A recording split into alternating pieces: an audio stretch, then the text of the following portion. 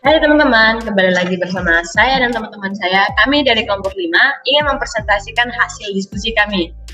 Nah, pada kesempatan ini kami akan menjelaskan tentang konsep laba.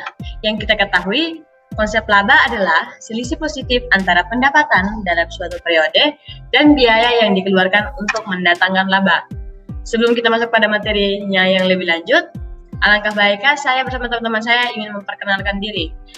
Saya sendiri sebagai moderator, nama saya Rini Abdiya Jahaman, NIM 210610023. Saya sebagai pemateri, nama saya Muhammad Ramadan Mukurumpit dengan NIM 1906-10177. Dengan saya Adi Saputra, NIM 2106144. Perkenalkan, nama saya Veronica Imalasar dengan NIM 210610088. Saya Violinda Sinta Maharani dengan NIM 210610125. Dengan saya sendiri Meriati Makanpa 210610185. Terima kasih kepada teman-teman saya yang sudah memperkenalkan diri. Tanpa memperpanjang waktu, langsung saja kita masuk pada materi yang pertama. Kepada teman saya Mary, waktu dan tempat dipersilakan. Saya akan membacakan definisi laba. Dalam teori akuntansi, laba didefinisikan sebagai peningkatan dalam ekuitas pemilik selama suatu periode waktu tertentu yang dihasilkan dari kegiatan operasional normal perusahaan.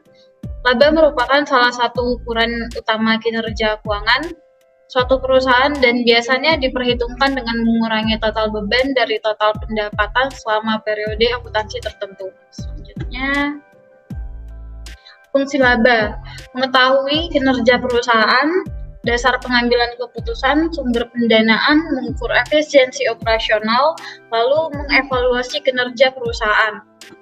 Selanjutnya yaitu kelebihan laba akuntansi. Kelebihannya yang pertama berguna dalam mengambil sebuah keputusan. Laba akuntansi memberikan pola berpikir yang berguna dalam pengambilan keputusan ekonomi. Yang kedua, bermanfaat sebagai alat kendali. Laba akuntansi dipandang bermanfaat sebagai alat kendali terutama dalam melaporkan pelaksanaan kerja yang dipercayakan kepadanya. Yang ketiga, diukur secara objektif. Laba akuntansi diukur secara objektif berdasarkan transaksi yang sebenarnya sehingga dapat diuji kebenarannya. Yang terakhir, memenuhi konservatisme. Dalam laba akuntansi memenuhi dasar konservatisme karena didasarkan pada prinsip realisasi. Kelemahan laba akuntansi, yang pertama tidak mengakui kenaikan nilai aktiva yang belum direalisasi. Laba aktiva yang akuntansi tidak mengakui kenaikan nilai belum direalisasi. Selanjutnya, kesulitan dalam penandingan. Prinsip harga perolehan historis menyulitkan penandingan laba. Selanjutnya, laba tidak relevan. Prinsip realisasi harga pokok historis dan konservatif dalam menghasilkan laba yang tidak relevan bagi pemakai. Yang keempat, tidak ada landasan teoritis jangka panjang. Tidak ada landasan teoritis jangka panjang untuk menghitung dan menyajikan laba. Yang kelima, pengaruh perubahan tingkat harga. Perubahan tingkat harga mengubah makna nilai mata uang historis.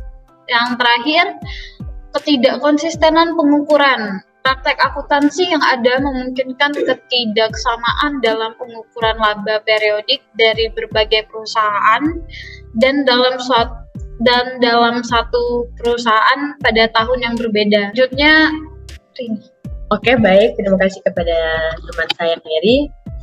Nah, saya akan membacakan tentang karakteristik laba. Pada umumnya, karakteristik laba berkaitan dengan identifikasi sifat dari laba sehingga memungkinkan untuk menganalisis transaksi atau peristiwa yang dapat mempengaruhi laba. Karakteristik laba dapat diidentifikasikan dengan memahami cara batasan pengertian laba. Pada khususnya, karakteristik laba adalah kenaikan kemakmuran yang dimiliki atau dikuasai suatu entitas. Perubahan terjadi dalam suatu periode sehingga harus diidentifikasi kondisi kemakmuran awal dan kemakmuran akhir. Kemudian perubahan dapat dinikmati, didistribusi, atau ditarik oleh entitas yang menguasai kemakmuran, asalkan kemakmuran awal dipertahankan. Kemakmuran dapat berubah aset, bersih perusahaan, modal pemegang saham, kekayaan, investasi, sumber daya ekonomi, ataupun yang dapat dinilai dengan uang. Berikutnya, saya persilakan kepada teman saya. Yang berikut saya akan menjelaskan tentang jenis-jenis laba. Jenis-jenis laba yang pertama ada nilai ditambahkan untuk penerimaan informasi income melalui pemilik, karyawan, kreditur, dan pemerintah. Sedangkan harga perhitungannya harga jual produk dikurangi biaya yang dikeluarkan. Yang kedua, perusahaan laba bersih. Untuk penerimaan informasi income atau laba melalui pemegang saham, pemegang obligasi, dan pemerintah. Sedangkan untuk perhitungannya yaitu pendapatan dikurangi beban ditambah keuntungan dan dikurangi kerugian. Yang ketiga, laba bersih untuk investor.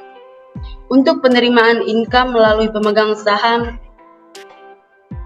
dan pemegang obligasi. Sedangkan perhitungannya yaitu pendapatan dikurangi beban ditambah keuntungan dan dikurangi kerugian. Yang keempat, laba bersih untuk pemegang saham. Untuk penerimaan informasi income-nya yaitu melalui pemegang saham. Sedangkan perhitungannya yaitu pendapatan dikurangi beban ditambah keuntungan dikurangi bunga obligasi. Yang kelima, laba bersih untuk pemegang saham residual. Untuk penerimaan informasi income-nya melalui pemegang saham. Untuk perhitungannya, pendapatan dikurangi beban, ditambah keuntungan, dan dikurangi dividen preference stock. Selanjutnya, konsep laba. Konsep laba terbagi atas 3 tataran teori,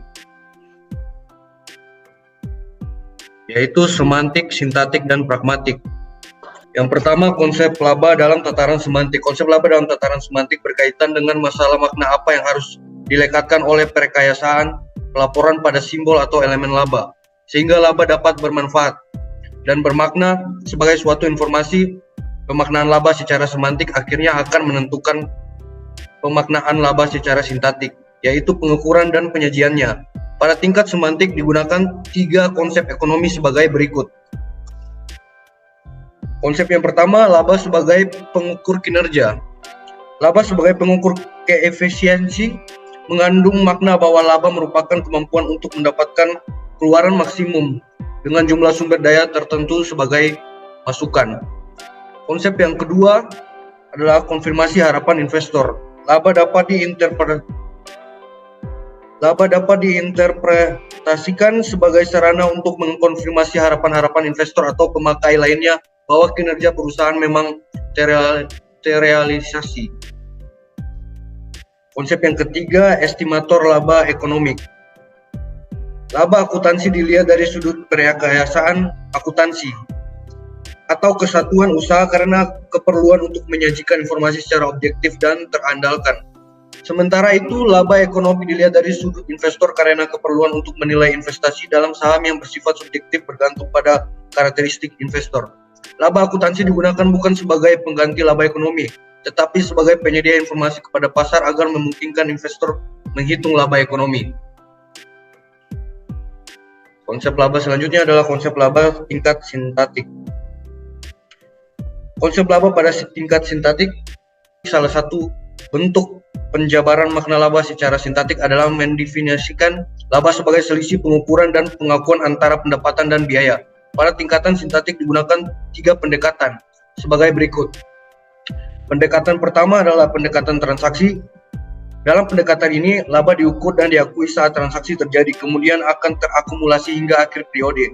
Pengukuran dan pengakuan laba akan paralel dengan pengakuan pendapatan dan biaya karena laba didefinisikan sebagai pendapatan dikurangi biaya. Pendekatan yang kedua adalah pendekatan kegiatan. Pendekatan kegiatan laba dianggap timbul bersamaan dengan berlangsungnya kegiatan, bukan sebagai hasil dari suatu transaksi pada saat tertentu. Pendekatan ini paralel dengan konsep penghimpunan atau pembentukan pendapatan sebagai bisnis pengakuan pendapatan. pendekatan yang ketiga, yaitu pendekatan pemertahanan kapital. Laba adalah konsekuensi dari pengukuran kapital pada dua waktu yang berbeda. Dengan konsep ini, elemen laporan keuangan diukur atas dasar pendekatan aset kewajiban. Konsep yang ketiga adalah konsep laba pada tingkat pragmatik. Konsep pragmatik laba berkaitan dengan proses keputusan dari investor dan kreditor. Reaksi harga sekuritas dalam pasar yang teratur terhadap pelaporan laba. Keputusan pengeluaran modal dan manajemen dan reaksi umpan balik dari manajemen dalam akuntan. Dan reaksi umpan balik dari manajemen dan akuntan. Laba sebagai alat peramal. Angka laba dapat memberikan informasi sebagai alat untuk menaksir dan menduga aliran kas untuk memprediksi kemampuan melaba, jangka panjang dan nilai perusahaan di masa mendatang. Selanjutnya, laba sebagai alat pengendalian manajemen. Laba dapat digunakan sebagai tolak ukur bagi manajemen dalam mengukur kinerja manajer atau divisi dari suatu perusahaan.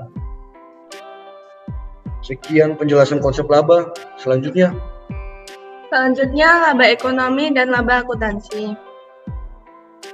Laba ekonomi, definisi Fisher 1912 mendefinisikan laba ekonomi sebagai deretan peristiwa yang dihubungkan dengan berbagai tahapan berbeda, yaitu penikmatan laba fisik, laba nyata, dan laba uang. Linda 1919 memiliki pandangan berbeda dengan mengaitkan konsep laba ekonomi dan bunga, lalu dihubungkan dengan peningkatan barang modal selama waktu tertentu. Sifat laba ekonomi, physical income, real income, money income. Konsep laba ekonomi. Yang pertama, dalam ukuran uang, yaitu money maintenance general, purchasing power money maintenance. Yang kedua, dalam ukuran tenaga beli umum, yaitu productive capacity maintenance general, purchasing power productive capacity maintenance.